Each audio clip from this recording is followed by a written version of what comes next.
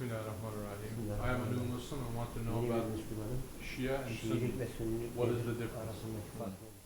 Bismillahirrahmanirrahim. They are very different. The Sunni is coming from the word Ahli Sunnah, wal Jamaat.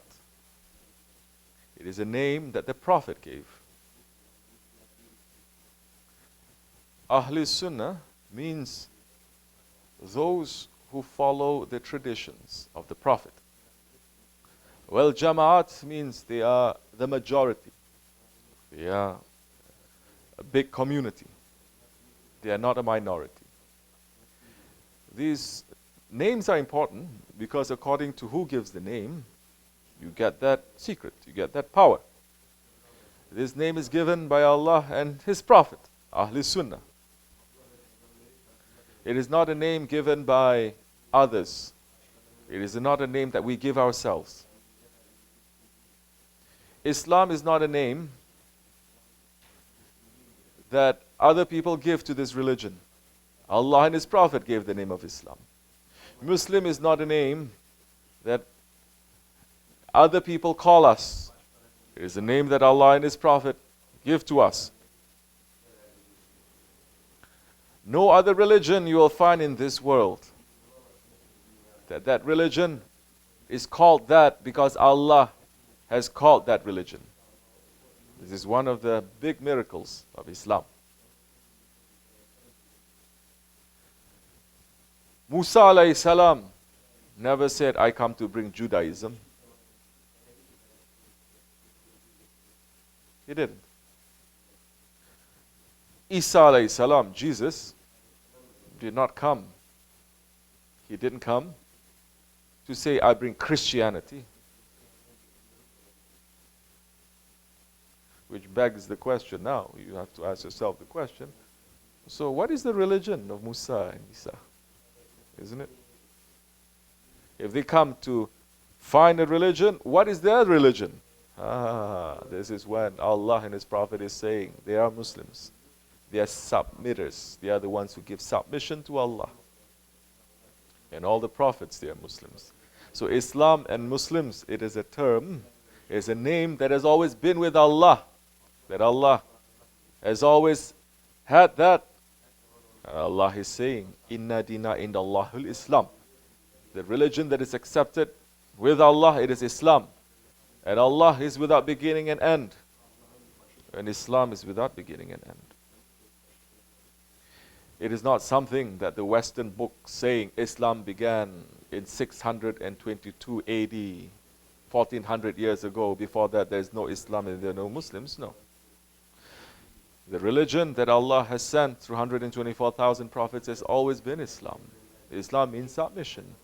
Turn your face away from this world back to Allah. And Allah has sent prophets to represent Him. And all prophets teaching there is one Allah. Turn to Him and I am His messenger. I am His way. Follow my way.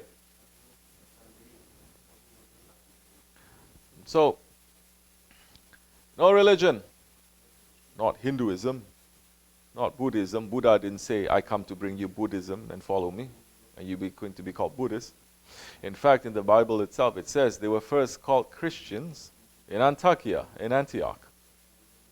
And it was a name that the enemies of Christianity gave to the Christians. It's a nickname. It is like a name insulting them. It's important to know this. It may seem small, but it is not for the intelligent man. So Ahl Sunnah is the majority. Ahl Sunnah, when Prophet ﷺ passed, all 124,000 Sahabis, his companions, they were following the Ahl Sunnah way. Okay? And Prophet ﷺ also gave a warning. He's saying that my nation is going to be divided. The Jewish nation is divided. into 71 groups. Only one group, it is correct. 70 groups, it is wrong.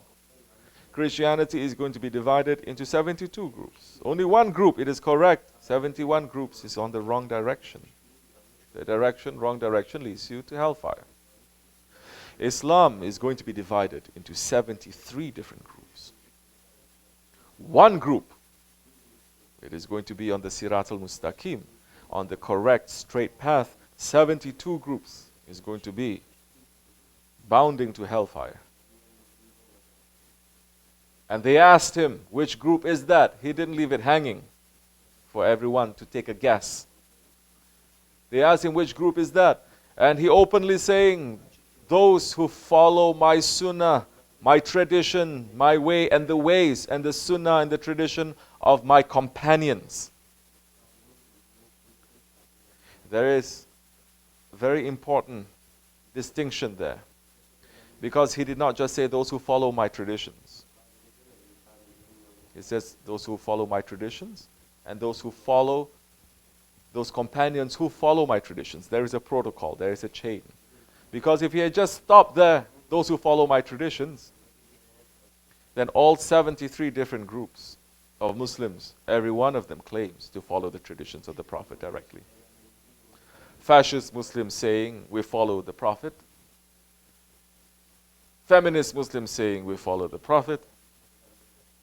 Shia saying we're following the Prophet. Ibadi saying we're following the Prophet. Progressive Muslims saying everyone is saying we follow the Prophet. But Prophet says no, those who follow my sunnah and the sunnah of those ones who follow me, my companions. Once you have that, you cannot escape. And they are the majority. And in another hadith, Prophet ﷺ is saying, my nation, they will never deviate as a majority. Safety is with the majority. So now, who gave the name Shia? Not Allah or His Prophet. They call themselves that. Shi'atul Ali, the party of Ali. Is this something that Prophet also warned them about? Yes. There are those companions who are close to the Prophet ﷺ, that he had told events that are going to come, what is going to happen step by step until Judgment Day, to prepare them. But that kind of knowledge is not contained in books. It will be read by the wrong people, it's going to get corrupted. It's kept in the heart. And those ones who qualify, those ones who are trained, those ones who have submitted, those ones who are trustworthy, then they hold that knowledge and they pass it to others who are trustworthy. So, the Prophet ﷺ said, Ya Ali, because the Shia, they are saying they are following Hazrati Ali, and they are not giving support and believing and giving allegiance when the Prophet ﷺ passed to Hazrati Abu Bakr or Umar or Usman. They say, no, Ali has to be. You stole the Khilafat from him, they're saying. All lies. And Prophet ﷺ had warned them. This is what's going to happen. He's saying to Hazrat Ali, he says, Ya Ali, there are those who love you so much that they are going to worship you. And there are those who hate you so much that there are those who are going to kill you. You are going to be the Jesus of my nation. Just as Isa alayhi salam, those who love him so much, they pass their limits and they worship him as a god. Same thing happened to Hazrati Ali. And there are groups of Shias that they worship Hazrati Ali. And saying to Hazrati Ali, there are some groups that hate you so much that they want to kill you, just as there are those who hate Hazrat Isa, Jesus, so much that they conspire to kill him. Both groups are extreme, and both groups, they are wrong. So, how did this difference come about? This is the first fitna that happened to the community, to the Muslims. And that fitna, that confusion, is still continuing 1400 years later. The truth is with the majority in Islam in these matters. And Prophet ﷺ, he had given very clear indications when he was living and when he was passing, who should represent him when he passes. And who should represent that one when he passes. He has given clear indication that the four Sahabis, the four companions that he holds very high, is Hazrat Abu Bakr, Umar, Usman, and Hazrat Ali. And the seniority, the superiority of these four during his lifetime, he has explained very clearly. Through everything, because of everything, age, knowledge, and everything, and closeness. It is Hazrat Abu Bakr first, Hazrat Umar, Hazrat Usman, and Hazrat Ali.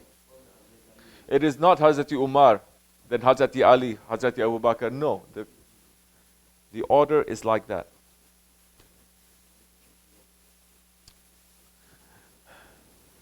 And the Prophet, when he was going to pass from this world, he asked for a pen and a paper. And he was going to dictate, and others are going to write who is going to be his representative until Judgment Day. Then some of the other Sahabis and some companions that they are claiming that they are Sahabis, but they are in reality munafiqs, hypocrites. They are wearing the same clothes, they are praying, they are worshipping, but they are hypocrites.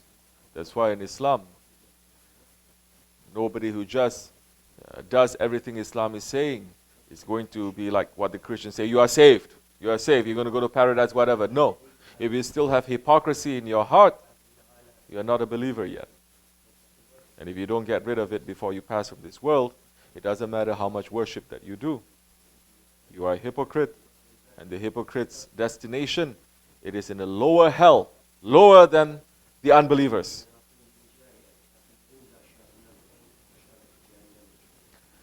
So they started making confusion in the presence of the Prophet ﷺ. Prophet ﷺ is saying, then stop, don't write. You are going to decide. And Prophet has given clear indications. Every time Prophet is saying to Hazrat Abu Bakr that he described as his closest friend, that Allah subhanahu wa ta'ala has praised him in the Holy Quran as being the second of the two in the cave. That Prophet is saying, everything that Allah has put into my heart, I pour into the heart of Abu Bakr Siddiq. He didn't say that of all his other companions, only to Hazrat Abu Bakr. So the order is very clear. And when the Prophet was passing, he says, close all the doors and the windows, because they will have apartments all around the Prophet's mosque. It says, except for Hazrat Abu Bakr's window and door, keep it open. So, meaning that he's the one that he is approving to be his representative, to be his Khalifah, to represent him when he passed. So understand, when there is truth, there is always going to be untruth around, trying to fight and to bring that truth down. So when there was truth there, there's always confusion, and people making confusion to bring the Muslims and the Islam down, to weaken it from the inside. And what happened then? There was confusion. And those ones, they are loving Hazrat Ali so much, they were blinded by that. And there were other ones who were putting lies and poison amongst the early community. They start to make them to fight against each other. They didn't dare to do it during the time of Hazrat Abu Bakr. During the time of Hazrat Umar, they couldn't do so much. But they assassinated Hazrat Umar. Who was it who assassinated? He was a Majusi, a Zoroastrian, an Iranian, a Kafir, that stabbed him, assassinated him when he was about to pray in the mihrab. That one is called Abu Lulu, who killed him, who assassinated Hazrat Umar. And that was a fire worshipper. And there are Shias today who made that fire worshipper into a saint. And they built a tomb and a masjid for him. And they are celebrating him, and they're celebrating the death of Hazrat Umar.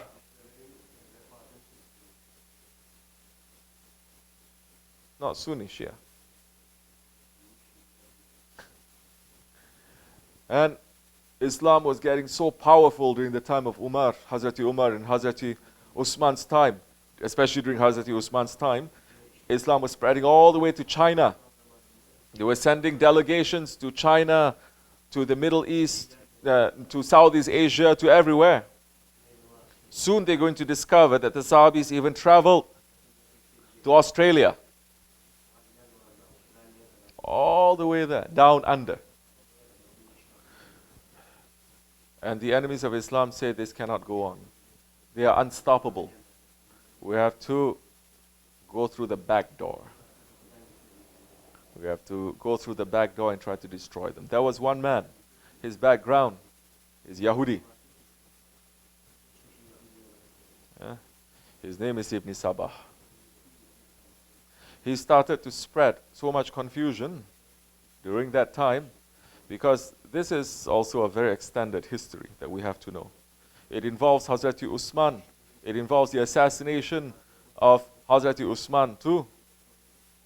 That people are, the confusion happened and they killed Hazrat Usman when Hazrat Usman was reading the Quran. And there were munafiqs that were engineering that. And these munafiqs, they were around, but they are pretending to be Muslims. And people know that they are the ones who did this. And they are not happy with it, especially those ones who are belonging to the family of Hazrat Usman. And when Hazrat Ali became the Khalifah, they wanted Hazrat Ali to take action immediately and to kill all of them. And Hazrat Ali says, no, there is a bigger agenda than this. There is a deeper conspiracy than this. I have to go deep to bring it. They were not satisfied with that. For the sake of haqq. Now, they manage, these munafiqs and these mischief makers, troublemakers, that Hazrat Ali now went to war with Hazrat Aisha, the wife of the Prophet. And they went to war with Hazrat Muawiyah. They did not go to war for the dunya. They did not go to war to gain power. They went to war because they were holding on to the truth. They had been trained by the Prophet. They were pure, spotless ones. And they were going according to that knowledge. They were mujtahids. And both, they are right. So, now when they are looking at Hazrat Ali is not taking care of the matter, they decided to handle it according to their own way. And that brought weakness also to the ummah. Because so many Sahabis, high-level Sahabis, they lost their lives in that war. And that is also the time when Ibn Sabah, coming from Yahudi background, he started to spread the poison, saying that Ali is Allah. And there are Shias who believe that. We're not saying majority. Majority don't know. Majority don't know anything. Majority, they don't even know about Hazrat Abu Bakr or whatever. They're just going along with their tradition. Islam has become a tradition instead of a belief. So, Ibn Sabah starting to spread, saying Ali is Allah. And people who love Hazrat Ali so much, they were blinded by that. Exactly what the Holy Prophet is saying. There are those who love you so much, they're going to say that you are Allah. They started to believe that. This is a long story, like I said. It involves so many governors, it involves so much confusion, so much things that Hazrat Usman was trying to correct, and they made it even worse, and people started to switch sides, especially in that Iran area. There is still a big trouble area. Trouble to Prophet, trouble to Ahlul Bayt. They are the ones who betrayed Hazrat Hussein, saying, we love you. Who are these ones? Sunnis? Shias. That later, they were supporting Hazrat Hussein, saying that come to us, we'll give you support, everyone is supporting you, everyone is supporting you. And Hazrat Hussein went there. Although there's some high-level Sahabis who say, Ya Hussein, don't go. These people, they are fickle. You cannot trust them. Hazrat Hussein says, I must walk to my destiny. He did not go there to establish a separate Khilafat. He did not go there to fight. He left the Zulm, and he was on his way to somewhere else. But those ones who are saying, we will live for you, we will die for you, we sacrifice everything for you, when the time came for the war to happen, when Yazid, who did wrong, was the evil one, came to kill Hazrat Hussein and all his supporters, those hundreds of thousands, they betrayed him and they left him. They even left him on the night before, until he was just surrounded by 73 supporters. And Yazid then came to destroy, and he massacred them. It is through the betrayal. And those ones who betrayed Hazrat Hussein, they were promised by Yazid. They were promised by Yazid saying, if you betray, then I'm going to give you dunya. I'm going to give you so much benefit. They are thinking of that. They betrayed Hazrat Hussein. They went to Yazid. Yazid saying, you betray that one, you're going to betray me one day. So he killed them too. Now they lost dunya and akhirah. So, those things happen. So this Ibn Sabah, he started to spread the lie, saying that secret knowledge, Ali is Allah. That some Shias, they believe. Some Shias believe Ali is Prophet. Some Shias, they believe Jibreel made a mistake and the Quran was supposed to go to Ali, but he made a mistake and he gave it to Muhammad ﷺ. Some saying Prophet ﷺ stole the nubuwwat from Hazrat Ali. So many weird kind of beliefs that is in the Shia understanding. That there's still wrong beliefs coming out from there. Baha'is coming out from there. Wrong Yazidis coming out from Shiism. Those Yazidis who worship Shaitan. Openly they worship Shaitan. Wrong things happening from there. So, continuing up to today. Not to mention those Aga Khanis, the Ismailis, never ending. Confusion. Continuing from there. So, Hazrat Ali then said, arrest that man, Ibn Sabah, and bring him to me. So the man was arrested. Then Hazrat Ali says, say what you are. What do you have to say? The man says, it is known. You are Allah. Hazrat Ali got so upset. He says, take him and burn him. Ibn Sabah started laughing. Saying, the Quran is saying that only Allah can burn. So you're just proving me right. You are Allah. That's the time Hazrat Ali says, get him and exile him. So they exiled him to a certain area. Later his teachings start to spread, this and that. So many things happen. So the Shias, they do not accept the successorship. They don't accept the decision of Allah and the Prophet, saying that Hazrati Abu Bakr is going to represent me, and Hazrati Umar, Hazrati Ali. At first it was just political. Then it became more and more in terms of religious practices. Majority of them, they don't know anything. Majority of them, they're very close to us, of course.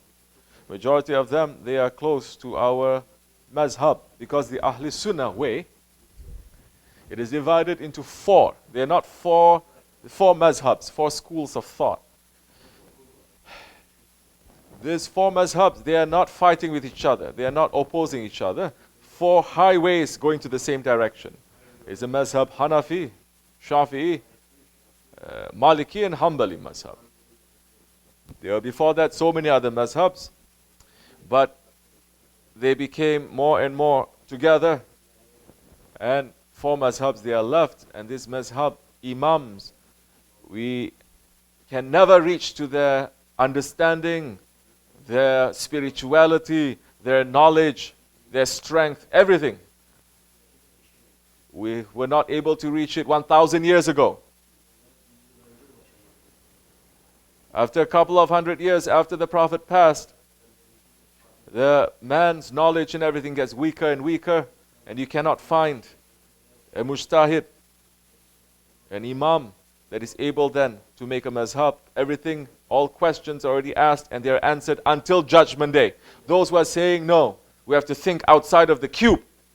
We have to think outside of the box. We have to make a new ijtihad. We have to make new mazhabs. We must make new minority fiqh. They're going against to the sayings of the Prophet. They're going against the sayings of the imams and the salihin and the awliya Allah. And they're making complete bid'ah. They're not doing it under the direction of a Khalifah. They're doing it under direction of shaitanic ideology. Those scholars, so-called scholars, that they are worse. They're the worst ones that Allah has created under the dome of Allah. And they are big fitna makers in the Akhir Zaman, whoever they are. So, the four mazhabs, the four schools of thought, they are Ahl Sunnah. And Sufi or Tasawwuf, it is the essence of Sunnism, of the Ahl Sunnah. It is not a division, it is going deeper into it. It is like saying, you have college, and there are different colleges. But if you want to deepen that, you're going to take your postgraduate, or you're going to have a PhD, and it is not separate from the college, it is going deeper into it. That is what Tasawwuf and Tariqat is. It is not separate from that. But Shiism, it is completely separate from that. So many people, they are innocent. So many people don't know. Majority of the people, they are good. And they are very close to the Hanafi mazhab, our mazhab. Because Imam Abu Hanifa, he was a murid of Imam Ja'far as-Sadiq, who was a great grandson of the Prophet ﷺ. And Ja'far as-Sadiq, he is one of the other imams that the Shias that they're believing, that we are also believing up to a point, and we're not believing the imams as the way that they believe the imams, but we have no problems with them. They're on top of our heads, and we're asking for their help always. Ja'far as-Sadiq, he was our grand Shaykh in the Naqshbandi order too, and he is an imam of the Shias. His murid was Imam Ja'far as-Sadiq. Ja'far as-Sadiq got tariqat from him. But in terms of Shariat, Ja'far as-Sadiq was following his murid. So the Ja'fari Shias, they're very close to the mazhab of the Hanafis. So the difference then started off from that time, and we cannot now not mention the Umayyas and the Abbasis and the Ottomans, because the Umayyas with Hazrati Muawiyah, and that title then was taken, was claimed by Yazid, his son, who is on the wrong way, who did wrong, who killed Hazrati Hussein and his family, we have no love for him. Those who are saying, no, he's Hazrati Yazid, those are wrong too. Hazrati Hassan was supposed to be the Khalifah, and he was a Khalifah. And he was a Khalifah for 6 months, but to avoid bloodshed, he gave up the Khilafat and he gave it to Hazrati Muawiyah, with the condition that after Hazrati Muawiyah, it's supposed to pass to the Ahlul Bayt again. But Yazid grabbed it, and the course continued that way. And Hazrati Hassan was betrayed by his own wife. He was poisoned. Because Yazid promised his wife, saying that if you betray your husband, I'm going to give you so much. I'm going to make you my wife. You're going to... So again, betrayal happening always. How Muslims and Islam weakens is from the inside. It's through betrayal. So now, the Umayyas, they continued, and they were righteous rulers, Maliks, from the Bani Umayyi. But big wrongs they did, which we cannot even concentrate on that, because whatever wrong they did, they still spread Islam. They still did good for Islam. That is between them and Allah and those that they have wronged. Now, we're not doing anything for Islam, and we are claiming that we are better than them. But big wrong that they did, especially in the first few generations, they were hunting the grandchildren of the prophets and they were massacring them. That is wrong. Allah did punish them for that. Because when the Abbasis, they took over, and those Abbasis, they were the descendants of Ibn Abbas, the uncle of the Prophet ﷺ. And that is when it began to become more balanced, because a lot of people, the Shias, they were supporting the Abbasis also. And the Abbasis then punished the Umayyas. But the Abbasis became weak also. That continued. The Crusades happened during the time of the Abbasis. Muslim lands, they were divided. There were so many kings and maliks that were fighting and going against the Khalifah, although there was still one Khalifah. That it wasn't until the time of the Ottomans that the Ottomans were given direct order by the Prophet ﷺ to take the Khilafat. And once the Ottomans, they took the Khilafat, they established their rule, they protected the Muslims. That before the Ottomans, the Seljuk Turks who supported the Abbasi Khilafat, although they were more powerful than the Khilafat, but they say we are not going to take, because no permission has been given to us to assume leadership of the Khilafat. Now the Ottomans then not only protected, they expanded the lands of Islam and went all the way to the gates of Vienna to call the Azan-i-Muhammadi. And the Yawuz Sultan Selim not only went, all other sultans, they went west, he went east. Because in this time of the Umayyas and the Abbasis, the Shias, they have their own separate ruling. That for a time they became very powerful. The Fatimis, they were ruling in Cairo, and they were introducing so many wrong things that the Ahl Sunnah Aqidah, the belief system, was going to get lost if it not for the Seljuks who came and took over. And they have always put confusion amongst the Ahl Sunnah, the majority, by allying themselves with the unbelievers. That during the time of the Ottomans and earlier, they've always allied themselves either with the Vatican or the Venetians or the Orthodox. And that is still continuing today. So the split happened, and Yawuz Sultan Selim then went east, and he managed to break the back of the Shias. And the Shias, they massacred hundreds of thousands of Ahl Sunnah and forced them to become Shia, like the Azaris. They were Shia now, but they were Sunnis before. So many things happened at that time. So they have been a minority. And they are still a minority, and they are still small. That is the difference. certain things that they are doing, it is not according to Ahl Sunnah Aqidah, it is not according to Haqq. Do we hate them? No, we don't. Do we fight with them? We don't have permission to fight with them. We are not fighting with them. But if they're coming and they are not going to come and fight, they just want to sit and they just want to worship with us, they are welcome. So, this is the difference between them and the Ahl Sunnat. And this fitna will continue until Mahdi alayhi salam appears to correct this. Inshallah, may his appearances come soon. But that time is not going to be between Sunni or Shia. It's not a war between Sunni and Shia. Like what they're putting in the papers now, Sunni. No, it is not a war between Sunni and Shia. That time is not between Jews and Muslims, or Muslims and Christians. It is between believers and unbelievers. You will find believers who are Jews, Christians, Shias, whatever, Hindu and Buddhists, and you'll find unbelievers who are disguising themselves as Muslims, disguising themselves as Jews, Christians, and Hindus and Buddhists. So we need to put that and bring people into unity, but only those ones who want to unite under Haqq. We don't want any unity if it's under Batil.